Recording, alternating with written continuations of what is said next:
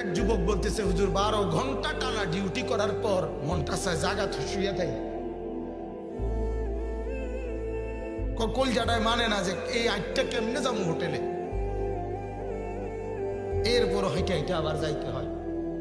হ্যাঁ, হারাম শরীফে আপনার যে ডিউটি করে মুসা দে কাজ করে দাঁড়ায়, এরারে একটা মিনিট কত জিরাইতারে না, জিগাইলে দাঁড়াইলে গারামা, মানে ক্যামেরা আছে ক্যামেরা মারে, গারামা মানে জরিমানা,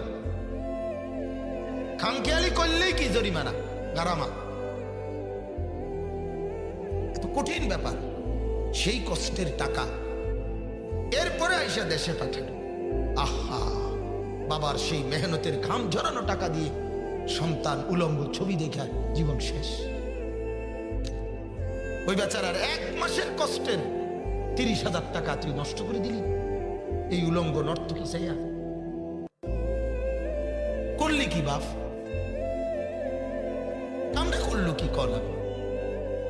মিনিটের মধ্যে মানে টাকা ডিরে কি করে দিল, জ্বালায় দিল, ছারখার করে দিল, জাহান্নামের আগুনে ফেলে দিল। বলেন নাউজুবিল্লাহ। আমার বাবারে আমি জীবনে একবার জীবনে আব্বারে আমি শুধু বলছিলাম, আব্বা আমি এই মাদ্রাসায় পড়তাম না, মানে একটা মাদ্রাসার ব্যাপারে আর কি, মাদ্রাসার ফরুম কিন্তু এটা তার পড়তাম না। এই আমার পুরো পড়ালেখার জীবনে আমি একবারই বলছিলাম, আমার মনে আছে আমার আব্বা সাথে সাথে বলছিল, ফুত পরের বেলা ভাত 1 লোকমা খাবার আমার ঘরে খাইও না, এক্ষুনি বাইর, তোমার কামাই তুমি কইরা খাইও। এরপরে সাথে সাথে মাদ্রাসা চলে গেছি কাঁদতে কাঁদতে, বুঝছি যে না এই বাপ শক্ত বাপ, বাদ দিত না পরের বেলা।